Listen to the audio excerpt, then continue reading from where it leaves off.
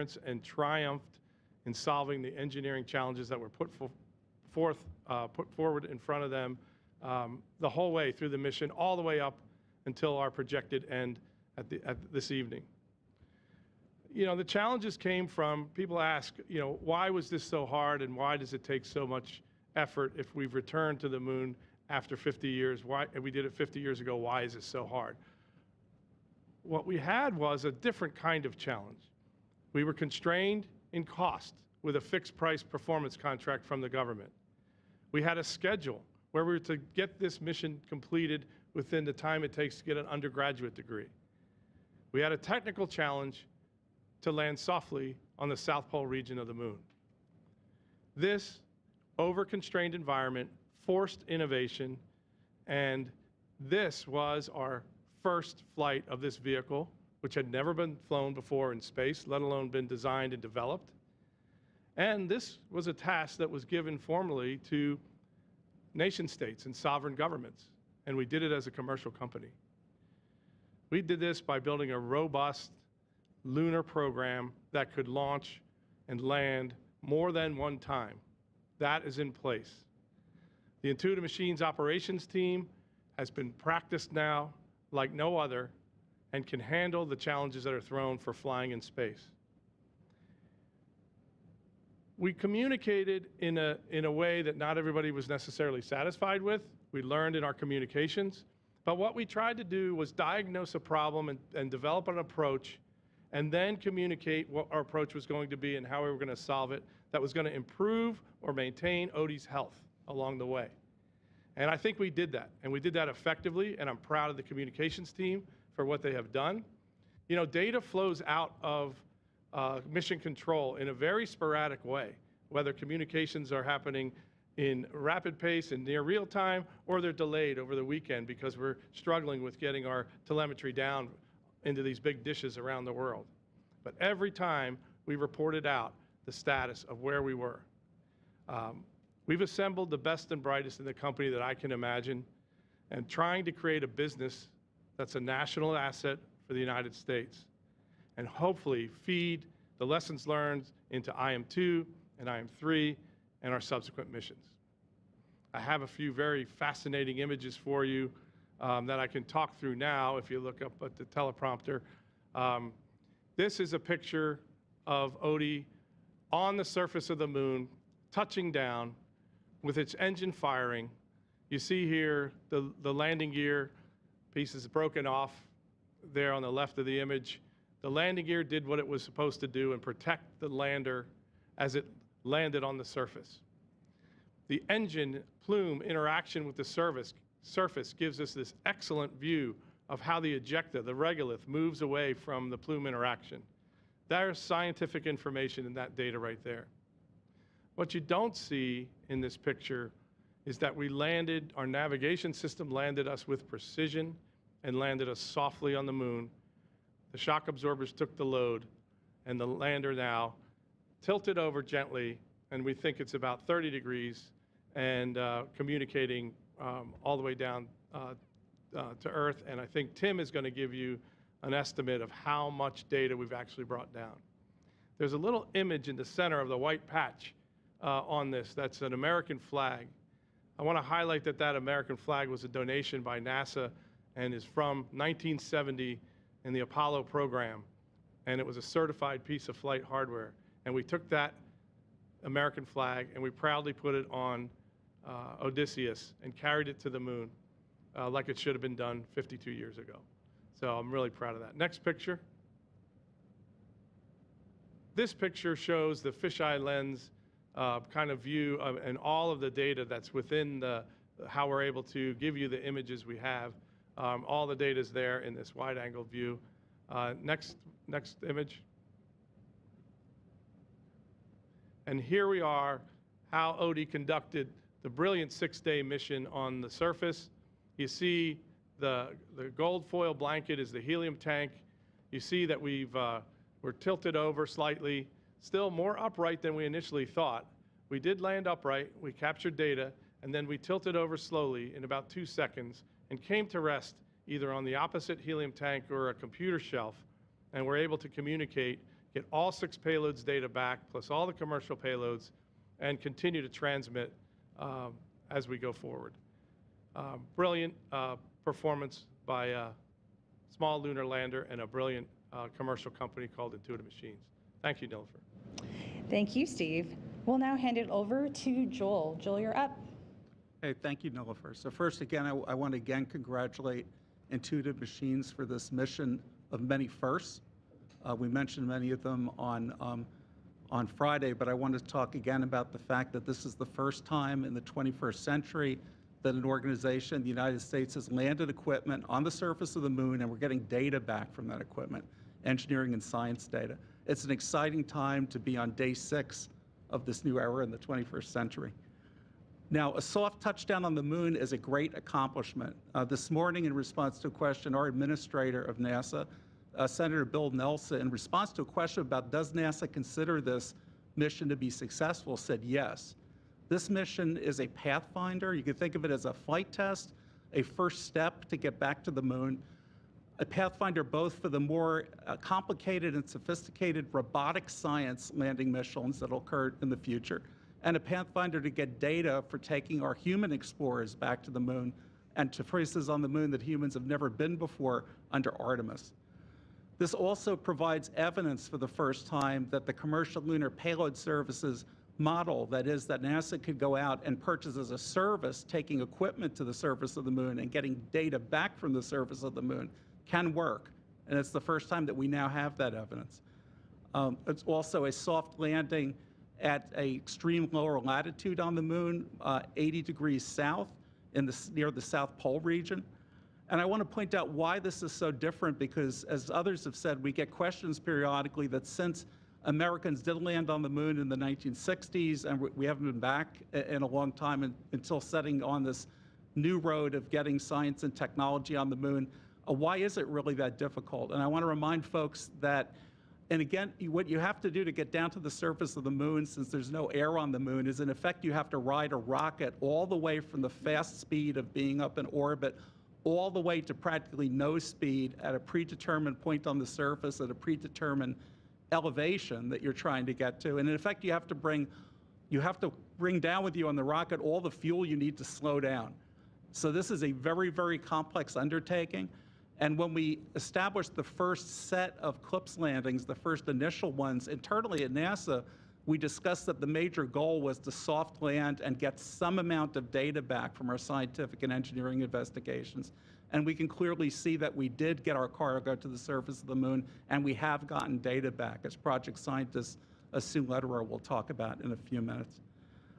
There's also a lot of learning that comes out of this attempt. First flight of this new type of vehicle, Nova-C, much of which Steve Altemus has already touched on in his introduction, but also a lot of learning about orbit determination and use of commercial communication systems around the world.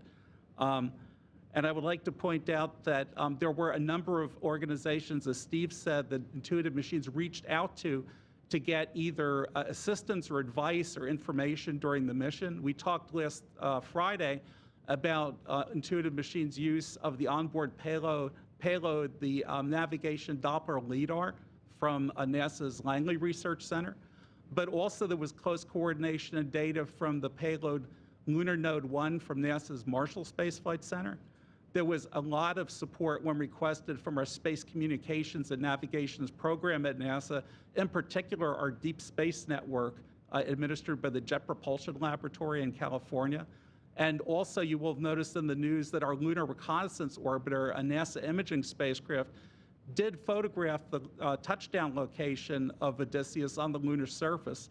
And that required a lot of work by the Lunar Reconnaissance Orbiter project at Goddard Space Flight Center, the Lunar Reconnaissance Orbiter Camera Project, principal investigator located at Arizona State University, and others.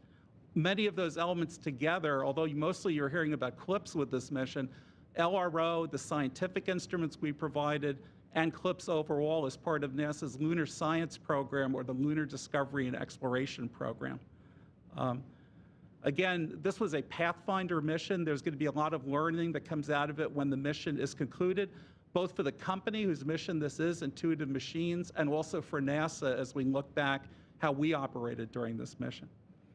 And now we're looking forward to the future Eclipse landings coming up for Intuitive Machines. That'll be Intuitive Machines Mission 1. Will it take to the surface of the moon, again to the South Pole, NASA drilling and chemical composition determination equipment for our Space Technology Mission Directorate. And I'll turn it back to you, Nilofer. Thank you so much, Joel. Next up, we have Tim. Over to you. Thanks, Nilofer. Some appreciations that I would be remiss if I didn't offer up.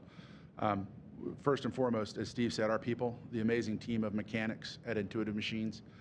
It is an excellent team, but it's also very efficient. We could not have done it without all of them. Every person was essential. And then behind them stands a network of family and friends who have sacrificed over the last couple of weeks to support us through some long hours and through some very exciting times on orbit. I would say NASA, not only for the moral and great technical support, Joel, that we've gotten in mission from DSN and from some of the payloads, but also for the vision going back for programs like Morpheus and ALLHAT, which established the technology that was the foundation and the concepts that we wove into Odysseus as a lander. SpaceX was a great partner working a very complex problem of fueling a cryogenic payload at the Cape. Our commercial payload customers for having faith in us. This is something that had not been done before. And they believed in us to see that we could pull this off. And then our LTN partners, we had people on the phone listening with the most delicate instruments from Cornwall, from Kentucky, New South Wales, Okinawa, Bangalore, Kourou, Hardabeatstock, among others, and really felt like we were part of a global team as we found a way to reestablish science and data communications with Odysseus on the surface of the moon. There were a number of firsts on this mission. We're particularly proud of our cryogenic propulsion system. This was the first time, again, that a cryogenic payload has been fueled on the pad. The first time a flight of a composite overwrapped linerless cryogenic tank has been attempted and succeeded.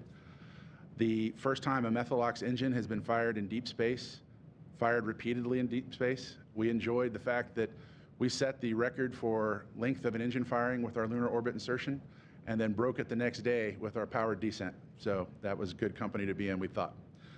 It's a deeply throttling engine. We used thermodynamic venting systems for cryogenic cooling, inline processing of optical imagery, which enabled us to land safely.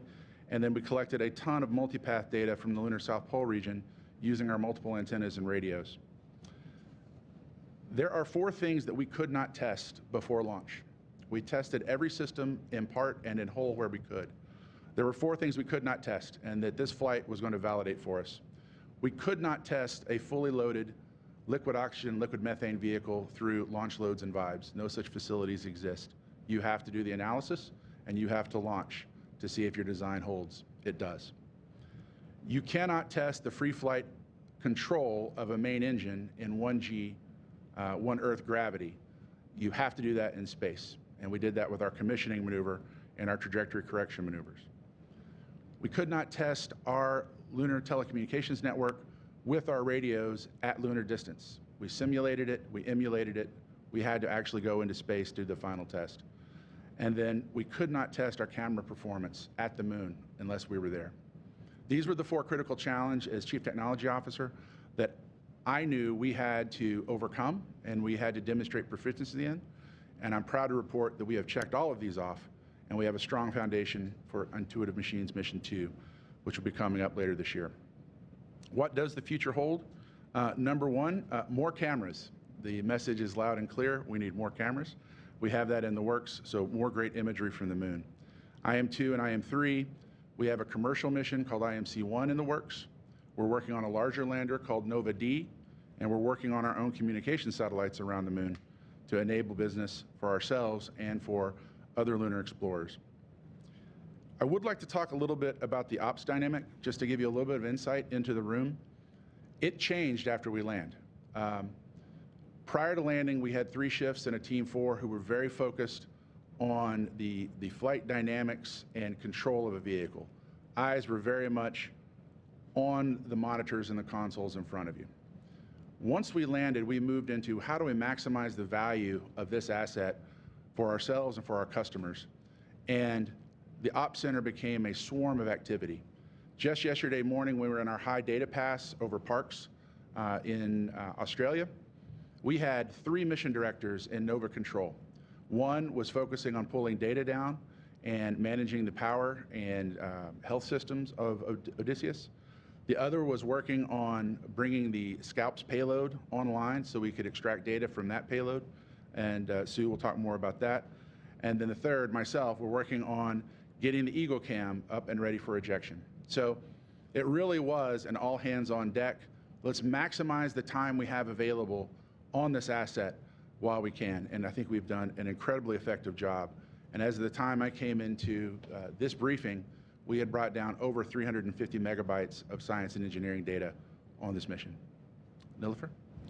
Thank you, Tim, and thanks for sharing that wonderful data point. Sue, it's your turn. You're up. I feel like I get the most exciting part of it, though I'm sure that IM won't agree with me. But I've been working with all of the NASA payloads for the last 3 years. I've had the absolute privilege to work with amazing groups of people who have really stepped up to the task as we've really encountered challenges in using these NASA payloads. But we've all worked together as a team. To my CLIPS operating team, everybody really stepped up and helped a lot. So teams, collaboration, people, this is really what it's about. And so I want to make sure that the teams themselves all feel really good about everything that they've done for us. So the data that we've collected has come in a number of phases. During transit, we were able to operate all of our powered payloads on transit. On descent and landing, our navigation Doppler LiDAR NDL was able to collect data that will help us to land safely in the future. And on the surface, the 3 payloads that were planned to operate on the surface have all been able to collect data. So I just want to take a little bit of time to go through each of the payloads to try to really help you to understand what we've been working on. LN1 is a navigation and communication beacon that transmits radio signals back down to the Earth. They were able to complete 4 passes with Goldstone and Madrid, and 2 more passes to the Madrid ground station on the surface. So we mentioned earlier that LN1 has really stepped up to the task when IM came to us and said, hey, we really could use some help with navigation information. So I was in the car on the way home after pulling a triple shift. Sorry, Joel. And calling the LN1 PI, and I said, hey, Evan, is there a way that we can get your help with the navigation and working with the DSN? And he so calmly and coolly said, we're a navigation beacon. We're here to help you navigate. And that's what they did. So very proud of that team. ROLS's is the next one, and this is the radio wave observations at the lunar surface of the photoelectron density sheath. They have 4 antennas that were planned to be deployed on the surface. And Odie had a little surprise for us on the way with a little bit of help from the sun, creating a little bit more heat than we expected for the frangible. We did pop one of the antennas as we were in transit. And we took that as a sign that we were ready to start collecting science data. And why not take that opportunity? So while we had not planned to operate ROLS's at all in transit, we were able to get not only checkout data, but a fair bit of science data with that antenna that we hadn't planned. So a little bit of bonus science. Thank you for that. So we're very happy about that. The remaining antennas were deployed on the surface, and we were also able to collect science data with those antennas deployed as was expected for that payload. Just a couple of notes from the ROLS's team that they have just started downloading this data in the last few days, and already they can tell us that they have detected frequencies of radio noise from the Earth, but the indication is that the lower frequency data, Earth is a lot more quiet than they expected, below 15 megahertz, but at the higher frequency, the Earth is definitely shouting out a bit. So, and their observations are also consistent with a radio quiet sun. So they're already collecting and really analyzing this data, and we have now downloaded additional data that we've collected just as we were getting ready for this brief. So we have all the ROLS's data down. SCALPS is the stereo cameras for lunar plume surface studies, and their goal was to detect the plumes being ejected and creating surface plumes or surface interaction plumes with the engine on the way down. We unfortunately had some hardware problems that did not allow the Scalps instrument to operate during descent. However, one of the Scalps team members, shout out to them, came up with an idea to potentially do some troubleshooting. And just 2 days ago, with very little sleep for all of us, the IM team was able to work with us very collaboratively in figuring out how to change how we were collecting data with the Scalps instrument so that we were able to operate Scalps from the surface of the moon just this morning. So a lot of people working a lot of hours, and a shout out to the Scalps team for all their dedication in helping us and helping IM to figure out a way to get Scalps to work. NDL is the Navigation Doppler LiDAR. It's for precise velocity and range sensing. We've talked about NDL and what they've been able to do. They are designed to help safely navigate a vehicle to the surface. All of the NDL data has now been received, and NDL reports that their instrument has worked far better than they expected, so we're very excited to see the final data outcomes from NDL. RFMG is a radio frequency mass gauge. They were able to collect data while we were tanking on the surface here on the Earth before we launched.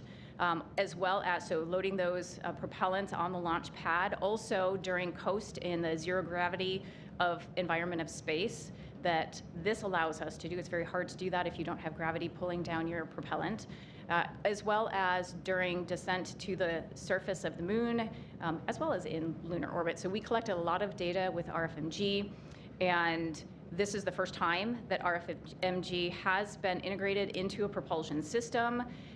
Their results are really going to help us with guiding the future improvements of technology and integration for future Artemis missions, both to the moon and hopefully to Mars as well. And then finally, the LRA is the Laser Retroreflect Array.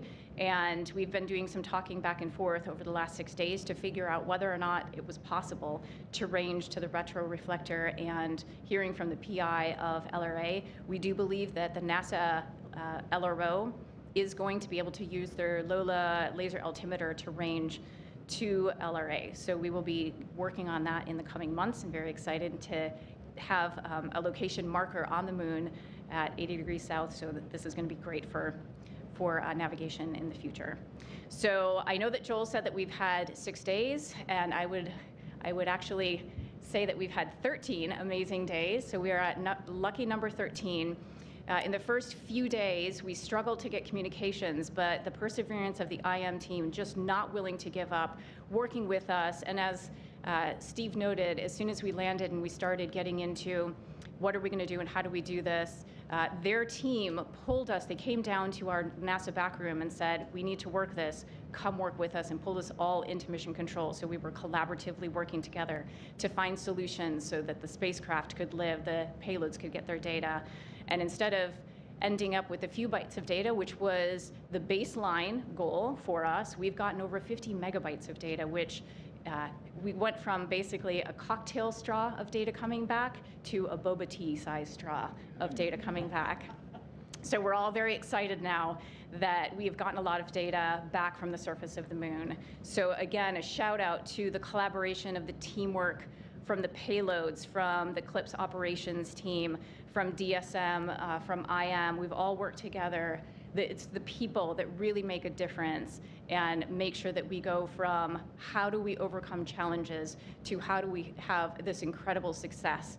And that's where we're at today, is with incredible successes for all of our payloads. Back to you, Nilofer. Thank you so much, and thank you for all of our briefers for their comments today. What we'll do right now is open it up for questions. So for those of you in the room, just raise your hand and we'll bring a mic over to you. And if you're on the phone bridge, please dial *1 to get your name in the queue to submit a question. Once your name is called, please state your name and your affiliation and to whom you'd like to direct your question. If you find that your question's already been answered, please press *2 to withdraw it. Let's kick it off with Gina Sunseri. I'm going to start with Steve. You said 11 points was kind of do or die. Could you tick-tock for me what those 11 points were? Yeah, I'll defer that. I have that. I'll defer that to Tim, who's got the technical background to talk of those in a little more detail. Yeah, there were a number of things we had to overcome, and some of them actually, Gina, began before flight. So we had warm methane on our first day of flight, and we had to work with SpaceX to adjust that and get ready to go for the second day. And so we overcame that. I think we published the Star Tracker issue, which was we had too tight of a tolerance check on a numerical condition for the measurements coming out of the Star Tracker. That prevented our vehicle from staging all the way to a sun pointing power positive. So we had to patch the interface with the Star Tracker to fix that. If we don't fix that, the mission ends very quickly, but the team was very effective on that. Another one that probably ticks off a few of those, we discovered in our commissioning maneuver that we had a drift in the yaw channel of our main engine control. So if you'll hand me micro OD. During a main engine burn, the way we steer the vehicles, we actually gimbal the motor. And so you turn it one way and it helps provide control on these two axes. We were drifting to one side during the commissioning maneuver, and then we saw it again in TCM-1. So what we had to do to troubleshoot that was to come up with scenarios where our engine geometry understanding and control would lead us into that drift. We knew we could do the small burns, but it was not going to be sufficient for the longer burns of LOI and power descent. So we did a couple of troubleshooting steps there. One was we moved the CG estimate on the vehicle around, which we suspected wasn't really the case, but it mimicked the signature we were seeing.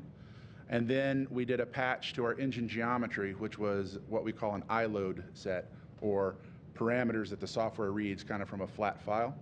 We updated our iLoads to redefine the engine geometry because we began to understand that under full thrust load, the geometry of our actuators was slightly different. And so we're able to patch that, and that led us to the successful LOI and the successful power descent. I will tell you that on the day of landing, when we watched the pointing control come across the consoles, it really looked like a video game. It was so good.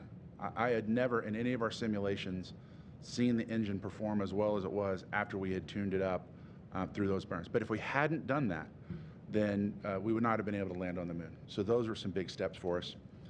We published a few things about learning how to chill our engine in. We do have a cryogenic engine. We have to chill the metal of the engine itself before we can fire the engine. Our first commissioning maneuver, we didn't get it right on the methane side, and we had to try again, and we fired successfully, but not on time for the commissioning maneuver. We came back and reloaded for our first correction maneuver, TCM-1, and we missed the other side, the oxygen side. I may have them backwards. We missed oxygen on the first one, we missed methane on the second one. And we had to reload, and a couple hours later we came back and we dialed that in. From that burn on, though, we had it perfected. And the next 5 burns, the process that we tuned once we were in orbit, we hit all 5 burns exactly on time of ignition. If I get to the moon and I miss LOI by even a minute, we don't land on the moon. It's very, very precise. So that was another one we overcame. We did end up in a lower orbit after LOI than we'd anticipated. Our paraloon was low. And fortunately, our flight dynamics engineers had preloaded the ability to do a lunar correction maneuver, and we were able to push that up and move our orbit from our planned lunar orbit, which would be 100-kilometer circular, basically into something very close to our descent orbit. So effectively, we had the agility in our control room to move deorbit insertion from orbit 12 to orbit 3, something like that. What else do I have on my list? Oh, we discovered that the laser rangefinders weren't working. Again, it was an interface issue, and we've talked a little bit about that. You know, there's a pin in the cable that's a safety feature that once you put it on, you can't see if that pin's in place or not. And it's a Type 4 laser, so we didn't test it once we got to the Cape. Clearly something we can fix and rectify in testing on the next time through. And nonetheless, the vehicle performed just with our optical navigation system above expectations and allowed us to land safely. And then there were a number of other things that probably don't rise to the same level. And a lot of these things were crises anticipated, identified, and resolved before they impacted the mission. And so the team was excellent in saying, okay, if this is the challenge we're faced with, this is the resolution, and how do we marshal our resources in that control room and with our backup Team 4 to make sure they did not impact our ability to land safely. Thank you so much. We have another question in the room that we're going to take. Hi, Eric Berger with Ars Technica. First question is for Steve or Tim. Can you describe how the lander came to be gently landing on the moon? I guess it's only about 30% tipped over. Do you think it's leaning against a rock or something's holding it up? And then Joel, I'm interested in sort of your assessment of the mission in terms of the objectives NASA hoped to see from the soft landing to getting all the data back. Was this like 100% mission success from the Eclipse program's perspective, or how would you sort of grade it? So with respect to piecing together what happened at landing, we received telemetry. If you remember, on the evening of landing, we had no communication signal and then a weak signal. And in our consoles, the data was up to a point and then frozen until that communication was restored. So we had an indication that we had landed and we were upright with that stale data. And when we came back and looked at it, when we restored the communications, we noticed that we were getting the IMU telling us we see gravity more in the Z direction than in the X direction. Well, then we did a reconstruction where we actually calculated based the trajectory, and the flight dynamics guys calculated that we actually came down just short of our landing site at a higher elevation than where our landing site was going to be. About a 1.5 kilometer difference between the ellipse of uncertainty for our landing and where we touched down. That elevation was higher, so we came in with more downward velocity, and we came with more horizontal velocity. And so we hit harder and sort of skidded along the way. And we see that disruption in the regolith from the LRO data that we've been able to get from LRO and ASU.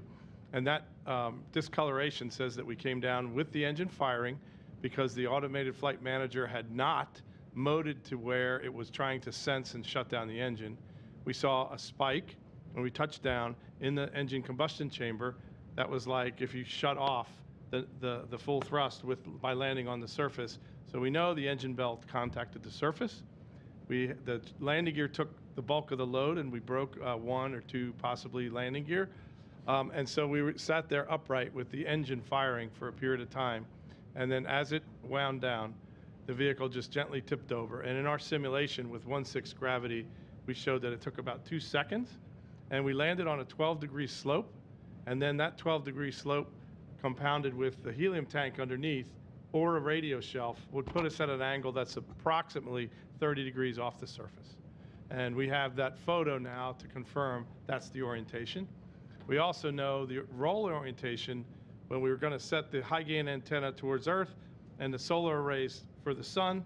We know that roll worked, but we know when we landed, the top deck solar array was shadowed, and we weren't generating power with the top deck solar array, so we got that orientation right. So those were all the parameters that had to unfold over time to get us a good understanding of where we came. And then just today, we have this picture of us leaning gently on the surface. If we can pull the picture up, oh, great, you read my mind.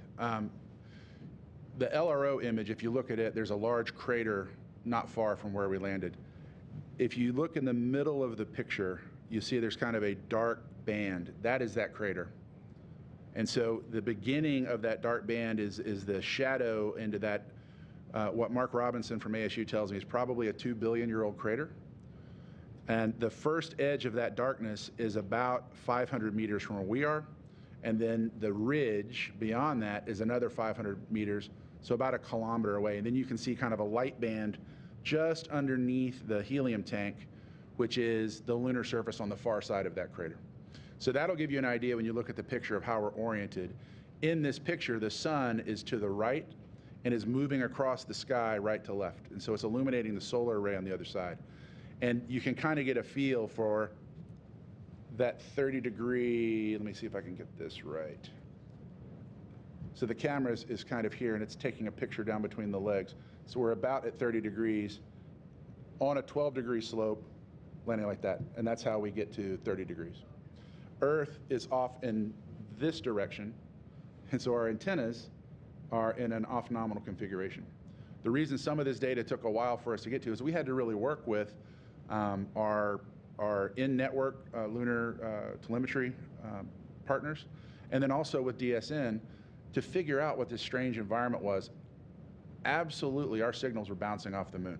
So we were receiving both the direct path signals from our radio and the opposite polarization as well. And so we had to sort through exactly how to do that. But once we got it down, we got into a rhythm where we could monitor health and send some basic commands for about 16 hours a day. And then we'd come over Australia, and we were able to really pull down data for about 8 hours at a time. And that was intense. That's where we had everybody in there.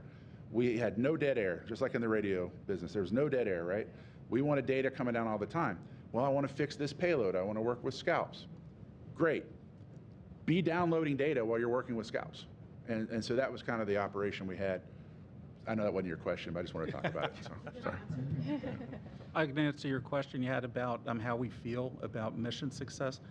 We don't have a quantitative number to give. As I said earlier, from a CLPS point of view of demonstrating the model, our goal for the first set of task orders called Task Order 2, the big goal was to land your equipment softly so you could get data from it after you land, and that was done successfully.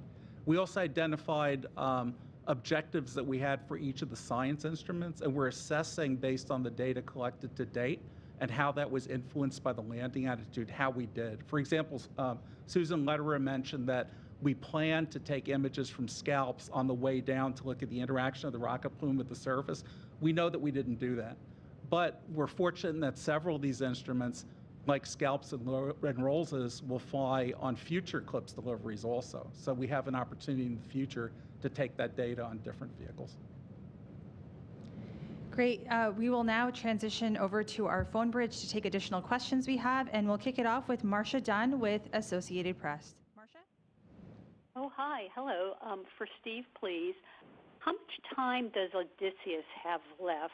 How many more hours do you anticipate? How will you know for sure that it's the end? And are any eulogies planned for when the lander falls silent? Thanks.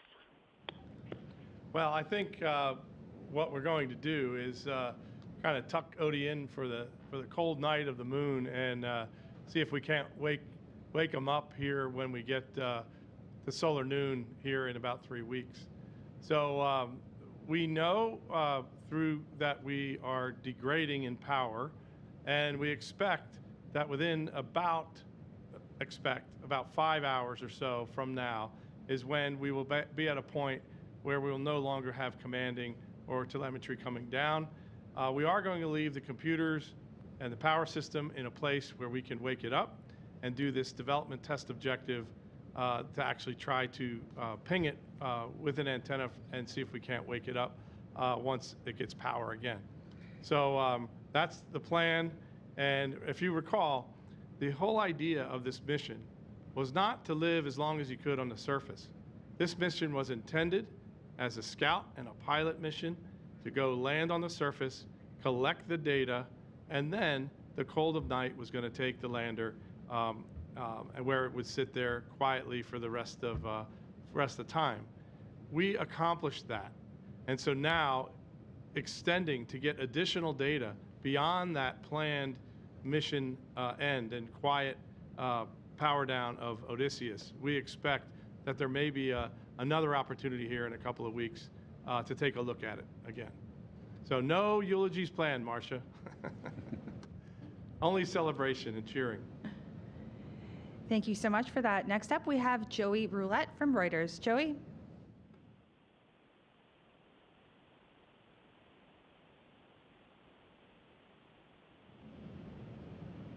All right, we do not have Joey Roulette. We have Andrea Line. Oh, there we go. Okay. Can you hear me? Sorry, I didn't know I was on mute.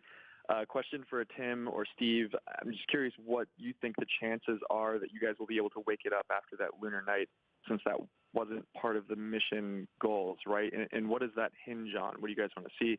And then I guess for Steve, how do you ensure that other companies are aware of the problems that you guys faced? Are you looking to share the lessons learned from this mission with Astrobotic and Firefly, maybe? Thanks.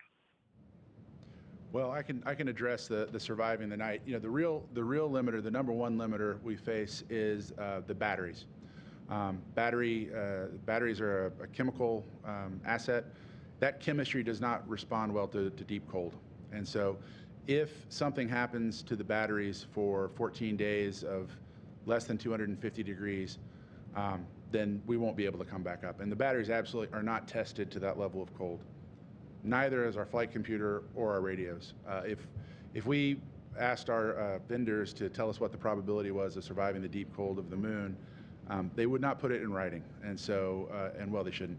So those are the things we're worried about. Our solar arrays should handle that fine. So we're confident that when the sun comes back up over Odysseus, that the solar arrays will energize and they'll send power. The real question is, are the batteries there to receive that power and pass it on?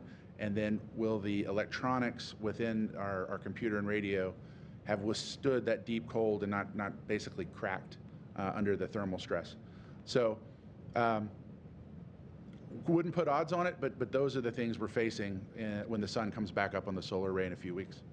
Yeah, and for my comment there is we're in a position where why not try, you know, with no odds on it. Let's see what happens and gain some data and insight that we otherwise wouldn't get if we weren't on the surface of the moon. We've also overcome challenge after challenge after challenge we didn't know that we would be able to get past. And he's a scrappy little dude. Yeah, I would not bet against Odie. I have confidence in Odie at this point. That's right. It's been incredible. As far as sharing the data with other industry vendors who are attempting to land softly on the moon, also, we certainly want to give them the insights of our learning and our experience.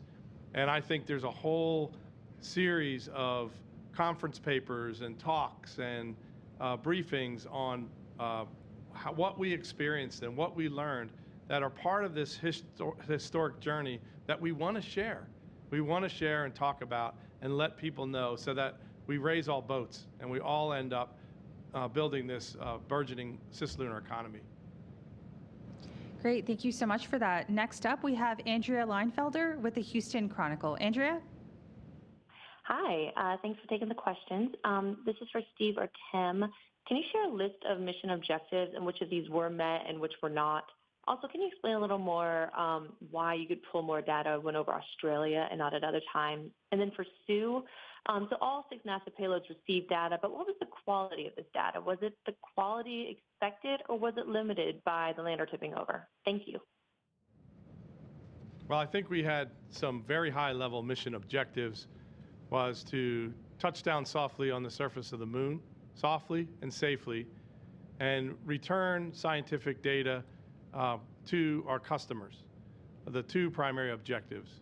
And both of those objectives are met. So in our mind, this is an unqualified success.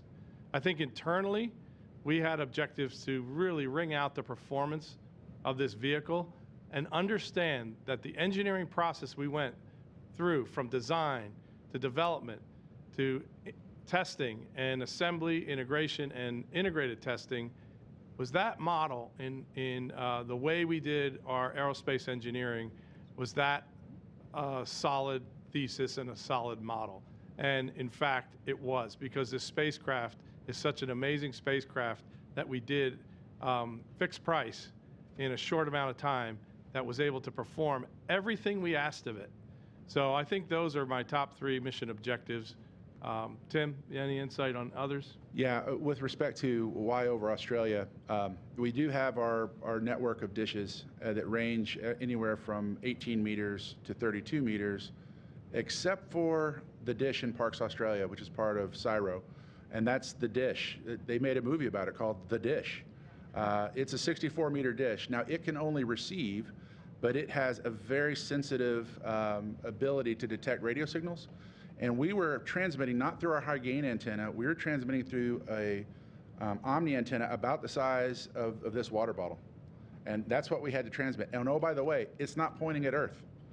And so the way our engineers were able to work with the engineers at Parks to pull that data down was fantastic, but we could only do it when we were within the physical limitations of the Parks dish to go horizon to horizon. Oh, by the way, when you move a 64-meter dish, if the wind kicks up above a certain level, it stops. And so we all of a sudden became hedge meteorologists trying to predict what the winds would be like during our data passes.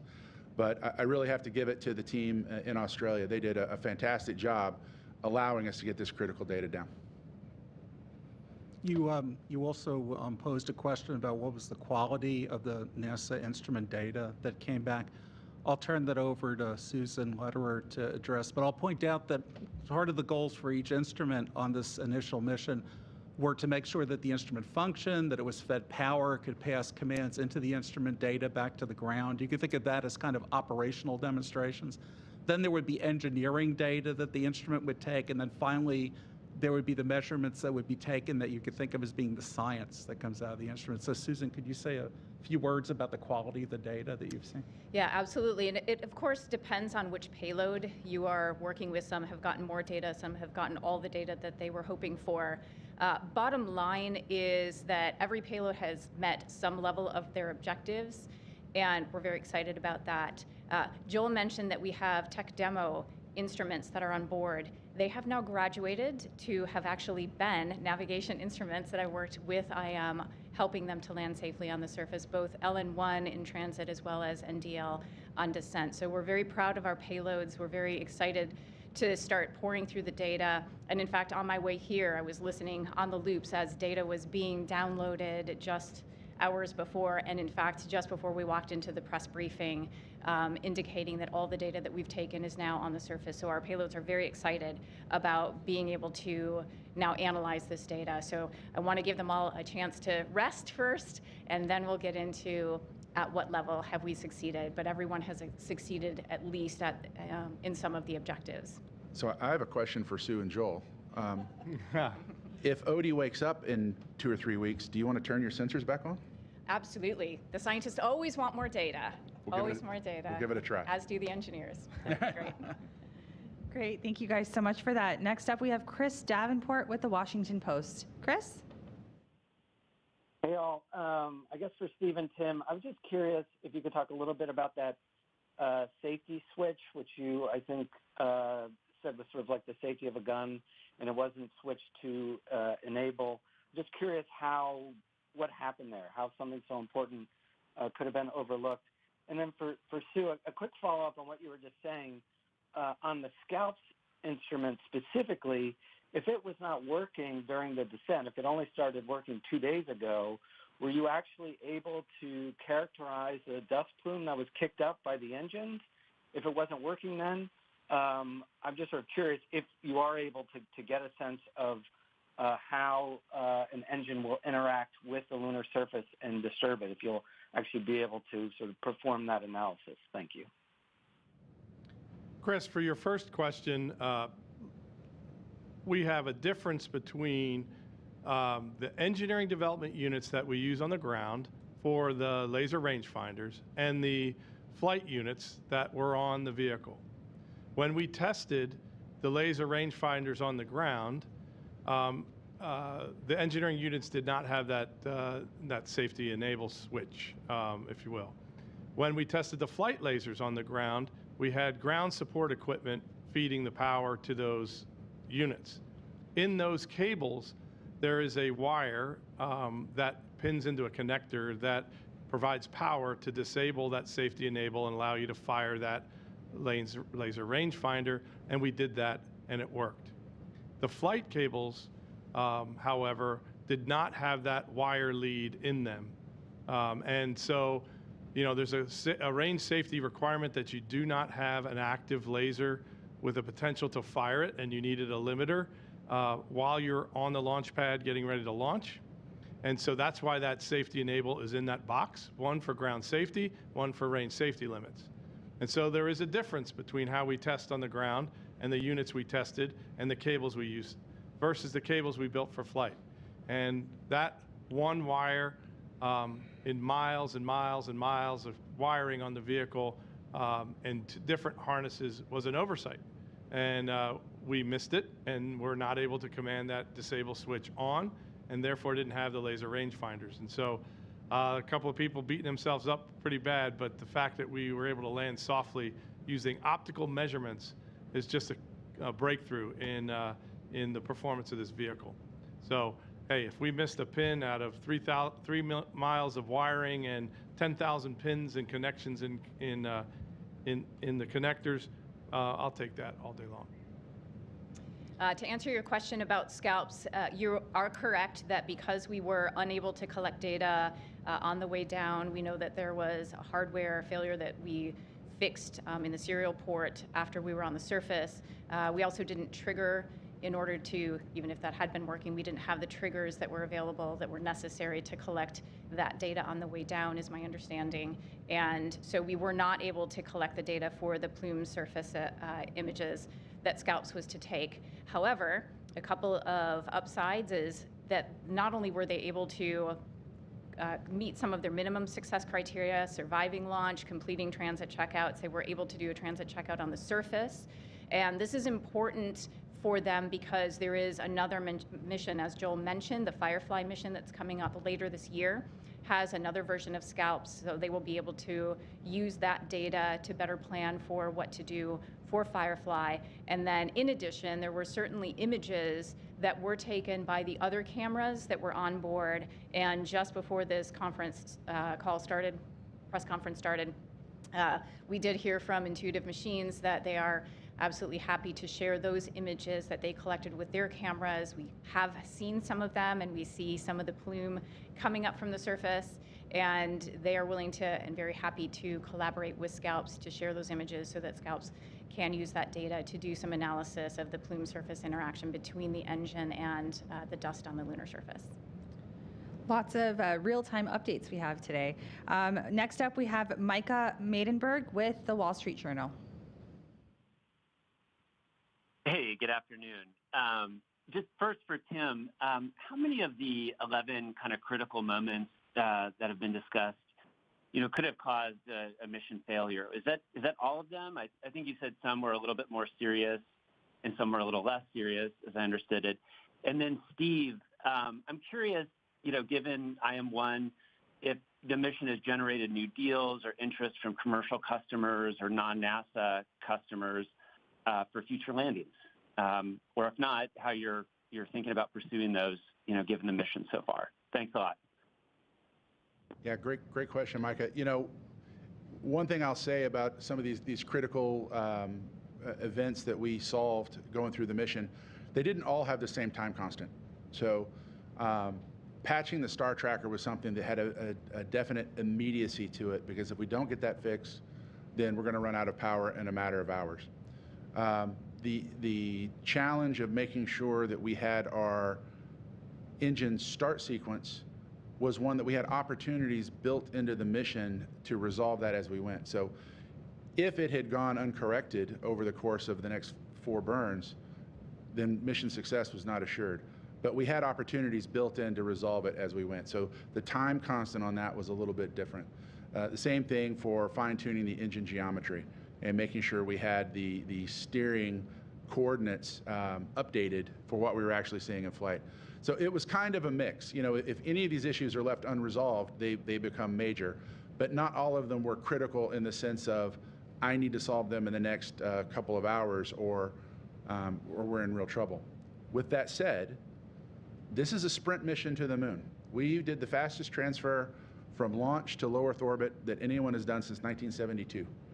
And you definitely felt that pressure of, I only have so many days, and the clock is ticking to get myself into lunar orbit.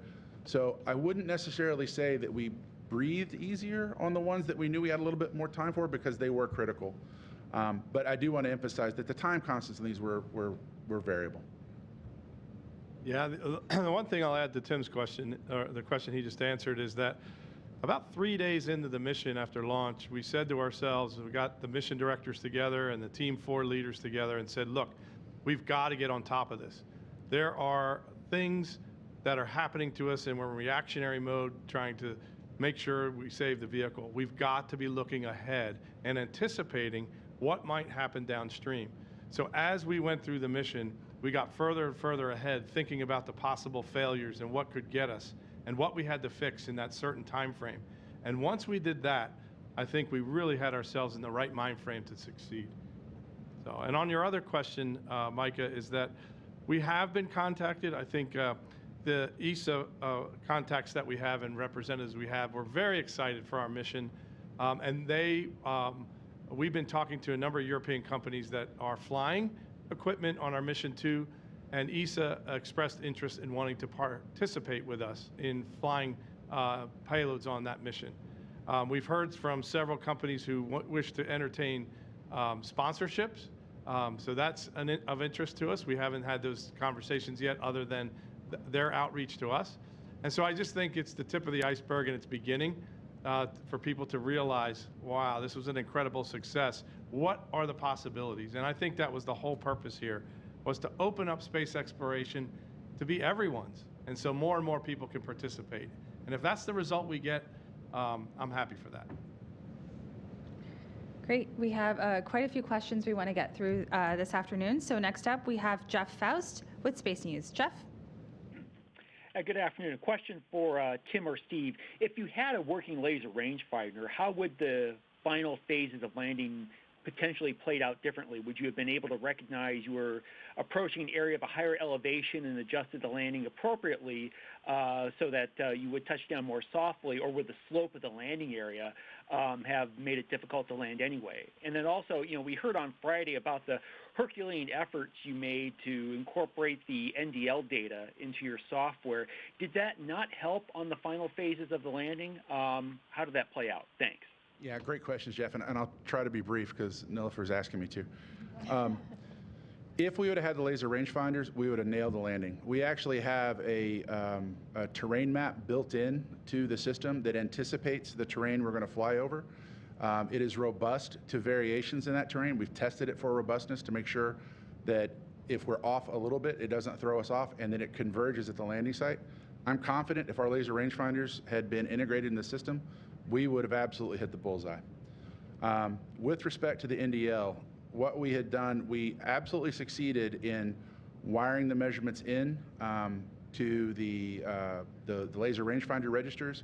We absolutely succeeded in remapping the geometry of the laser rangefinder laser beams to what the NDL laser beams were.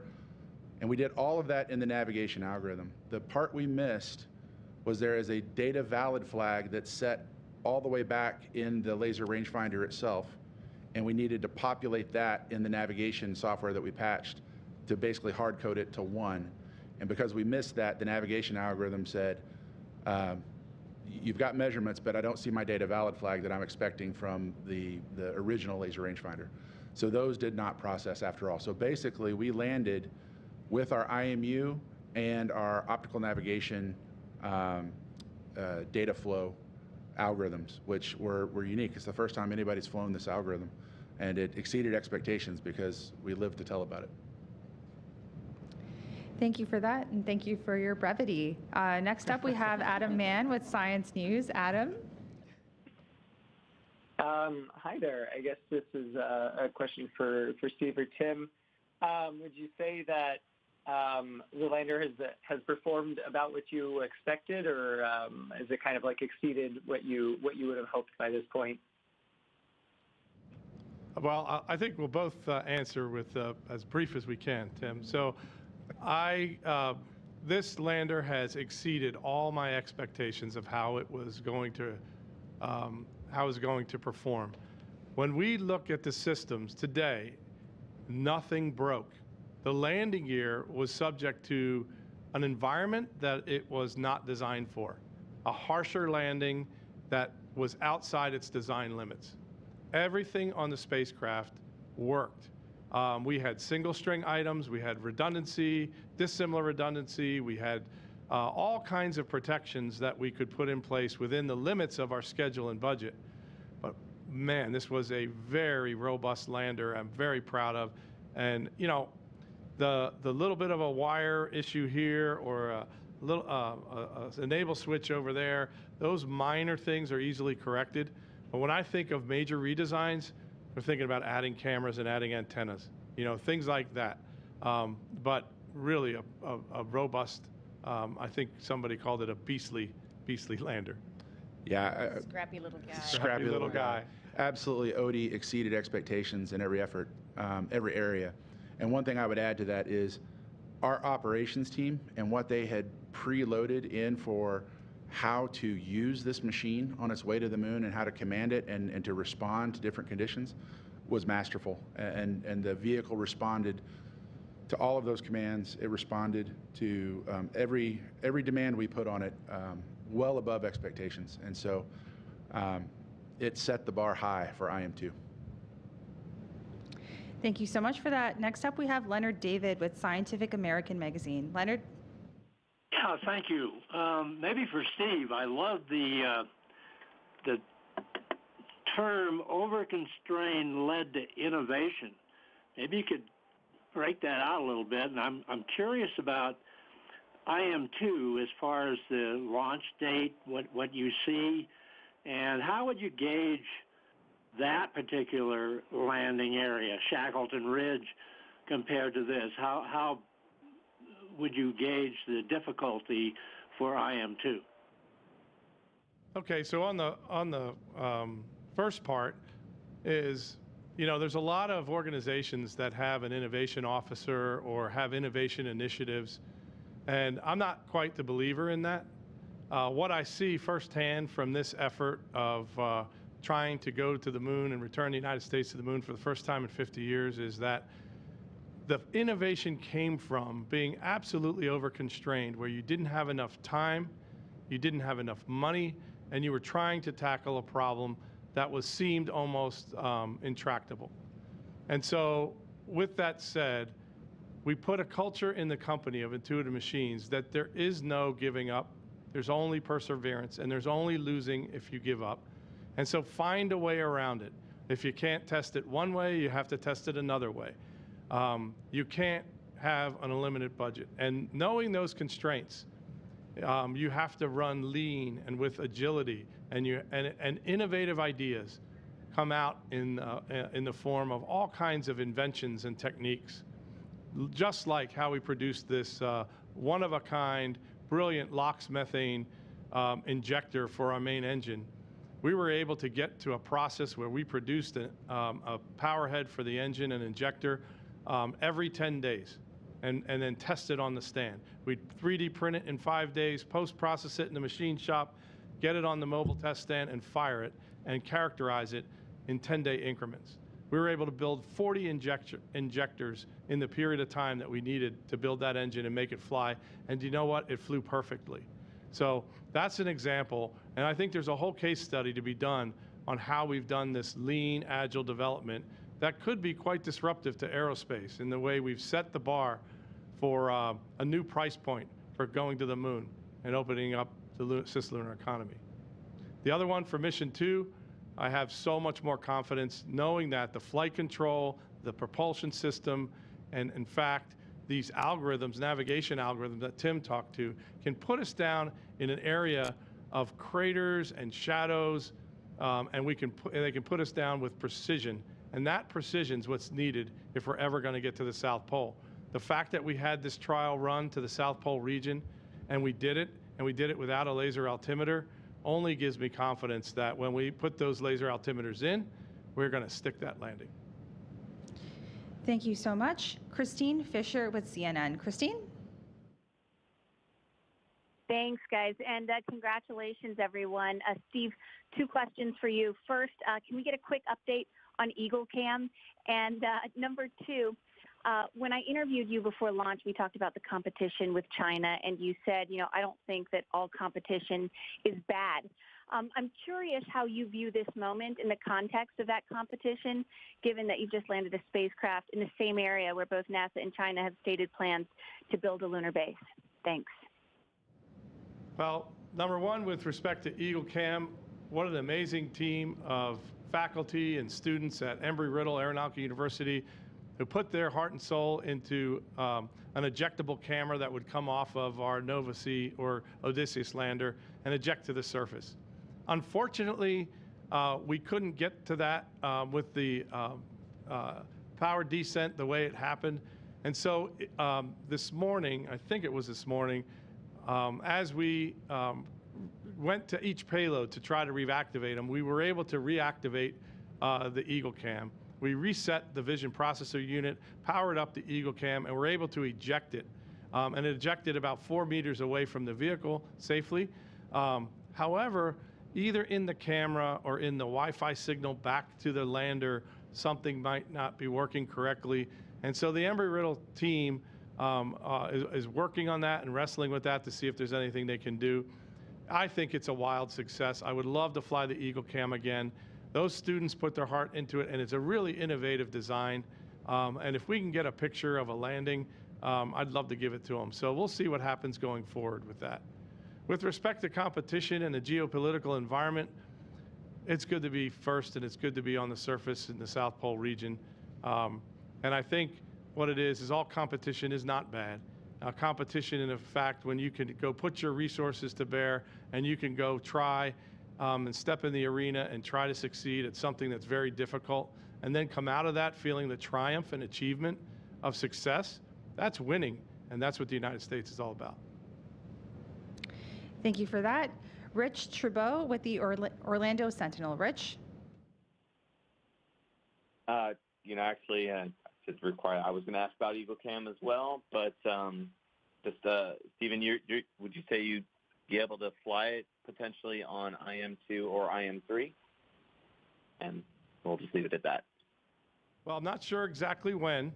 I'm not sure whether or not the university can do it. It would be nice. We'll talk to them and see. I called Jim Gregory, the dean of the College of Engineering, and told him that give the students a pep talk that they built a piece of flight hardware, flew it to the moon, and ejected the camera. That's a success. Now, can we get an image? Let's work on that. And so we'll see how that plan shapes up over the next coming months and see where that Eagle Cam might lie in the future. Thank you so much for that. Next up, we have Irene Klotz with Aviation Week. Irene? Thanks. For Steve or Tim, when did you realize that you had made the landing without the LiDAR data? And what was the last payload to send back science data? Was it the Scout mission that you were referencing earlier, or one of the commercial payloads? Thanks. Yeah, as Steve mentioned, we had a planned telemetry outage as the vehicle turned, and we went from one set of antennas to another. So we had not yet seen any of the LiDAR information at that point, but that wasn't necessarily a surprise because we weren't sure what the performance of NDL would be, and we didn't know if it would work until we got closer to the surface. It really wasn't until after probably day 3 on the surface where we began getting telemetry packets down and interrogating the stored data on the vehicle that we realized we hadn't processed it and we'd landed just with the optical measurements. There's a second part of the question, but I lost it. What was the last payload? Last payload. It's a race to the finish. We have, I think Rolsys and Scalps have been generating and collecting data over the last 24 hours. And so who actually collected the last data and who generated the last data, it would probably be one of those, right, Sue? Well, and it's also what data has been sent back latest. And what I can say is that as we were getting ready for this press conference, they're still running the vehicle. And so stay tuned because Odie's not done. Great. Thank you guys so much for that. Next up, we have Ken Chang with the New York Times. Ken? Hi, thank you. So I wanted to confirm all the communications has been through the low gain antennas. And I was wondering if you could just describe how many there are and where they are in the spacecraft. And then I have some power questions. When is lunar sunset? When's the next sunrise? And how long do the batteries last when there's no more power being generated by the panel? Thank you. Yeah, thanks, Ken. There are 4 antennas on the vehicle. During transit, we actually used our high gain antenna several times, as intended. But we have 4 Hemis on the top of the vehicle, and they all have a slightly different pointing, kind of like this. I'll get a better model next time. But they all point in slightly a kind of a clocking configuration. But those are all the Hemis. And then the high gain antenna is on this side, and it's co-aligned with one of the hemispherical low gain antennas. Since we've been on the surface, all communications have been with the low gain antennas, absolutely. And then for power, Odie runs about 100, 125 watts, kind of in the minimum power mode for the computer and the radios and the power distribution units and minimum heaters. So once and it's not exactly sunset that's the problem. It's the sun is now passing across the solar array that we have available. And so when the sun moves past that, it'll be just a matter of a few hours. And we were getting really close to that when we came in. Now, the good news is, as you look at the way Odie's laying on the surface, the sun is moving towards the engine this way. And so by tomorrow, it'll almost be completely over the engine. So even though the lander is still illuminated, this particular solar array is not. But when the sun comes back up in the east, we'll find out if everything else still comes on. That top deck is in a great position to pick the sun up at sunrise. And so we'll start listening at sunrise at our location and see if Odie wakes up from a nap. Thank you so much for that. Jim Siegel at nasatech.net. Jim? Hi, everybody. Jim Siegel here, and thank you for taking my question, and congratulations to all of you on a great success. I wondered if you had any idea what the approximate temperature on the lunar surface is, where Odysseus is, what the temperature is, and how would you rate the performance of the Columbia blankets that were supposed to protect the tanks for the propellants? Thank you. Well, it's been cooling because the sun, even though we're at 80 degrees, it's starting to go down. And as you know, there's an intense thermal gradient at the moon, where things that are on the day side of equipment get very, very warm, and the things that are in shadow, even a few feet away, get very, very cold. And so, but the average temperature we are starting to drop and cool. That's very interesting because as we continue to record radio frequency data from our stations, listening to the last communications on this round with Odie, that's actually giving us information about multipath and the interaction with a cooling surface on the moon. And then as far as Columbia goes, the material has worked so well that we plan on using additional Columbia materials on IM-2. So this has gone from being an intriguing partnership for sponsorship to a relationship that is really valuable for us. And we're going to take their material technology and capability with us on future missions and expand on that partnership.